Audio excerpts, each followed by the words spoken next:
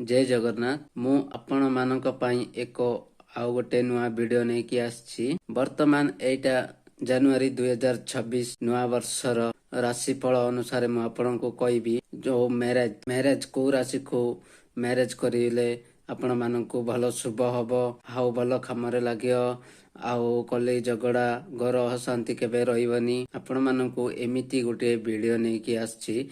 वर्तमान ध्यान सहित देखिए, ध्यान देश शुणिबे आ मझिरे मझिरे स्किप करेनि कहीं ना बुझी पारेनि। तो मु आपण मानक कहबी एई मैरेज विषय रे कौ राशि मैरेज कले 2024 भल रही थाए बा सुख शांति धन ए सब आपण पाई पारिबे। तो मु आपण मानक कहबी तो आपण माने चैनल को नुआ आसीतिले चैनल को सब्सक्राइब करदेबे आ वीडियो को लाइक करदेबे आ आपणको मतामत कमेंट माध्यम रे जणाई पारिबे। मु एते जाक वीडियो जाक छाडुछि वर्तमान आपण माने देखुछंती किंतु लाइक करूनांती कि किछि करूनांती। वर्तमान आपण माने देखुछंती कि नाही कि कमेंट माध्यम रे किछि जणाउन किछि जानि पारनी। एते मेहनत करी कि मु वीडियो आपण माननको पई बनाई कि पहुंचौछि तो आपण माननको काम रे लागिबो आसीबो बोली कि मु आपण माननको वीडियो टे बनाई कि दउछि। चलंतु डेरी न करी मु आपण माननको एई मैरिज विषय रे मु आपण माननको वीडियो टी को कहबी।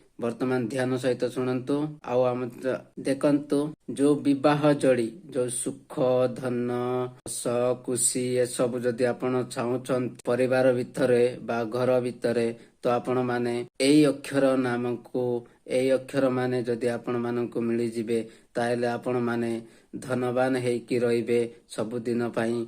आपणकरे सुख शांति श्रद्धा हस खुशी ए सब मिली पारिबो। ठीक अछि, से अक्षरटा मु आपणको कहि दउछि। से अक्षर आपण माने मने रखि थांतु बा खाता कलम रे आपण माने लेखि रखि से लोक जणी आपणको मिली पारे थाइले आपण को जीवन धन्य हे जीव। सेई राशि सेई नाटी होछि बी आर बी को करिवो नाइ तो आर को करिवो नाइ तो टी के करिवो नाइ तो ए को करिवो नाइ तो एस को करिवो। आपण माननको कहली बी आर टी के एस। आपण माननको पुणी तरे कहि दउछि बी आर टी के एस। एही भीतर जदि को झियो आपण माननको मिलिला ताहेले आपण माननको जीवन धन्य हे जीवो। वर्तमान मु एटा आपण माननको लेखिकी दे देबी 2026 पई आपण माननको एई अक्षरटे आपण माननको पई शुभ कामना हाउ 2026 रे एई अक्षर नाम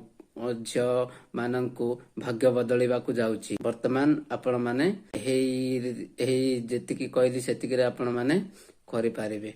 ठीक अछि, आदिर वीडियो बेसी लंबा करियानी एतिकी रे मु आपण माननको समस्त को मोर नमस्कार जणाउची। वीडियो टी भल लागितिले वीडियो टी को लाइक कर देबे। जय जगन्नाथ।